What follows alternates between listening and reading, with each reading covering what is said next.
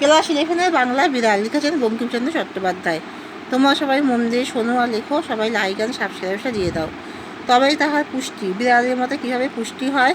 বিড়াল জানিয়েছে, কোনো বিড়াল যদি ঘরের কোনো যুবতী স্ত্রীর কাছে কিংবা ধনী ব্যক্তির কাছে খেলার সঙ্গী হতে পারে, তবেই তার পুষ্টি।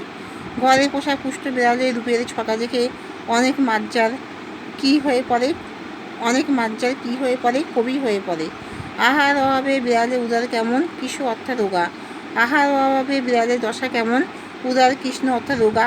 অস্থি পরিদৃশ্যমান অর্থাৎ হাড় কঙ্কাল দেখা যাচ্ছে। লাঙুল অর্থাৎ লেজ বিনত এবং নুয়ে পড়ছে বা ঝুলে পড়ছে। দাঁত বেরিয়ে এসেছে, জিভ ঝুলে পড়ছে। অবিরত তাহার অভাবে ডাকিতেছি কি ডাক? ম্যাও ম্যাও ম্যাও, খাইতে পাই না, খাইতে দাও।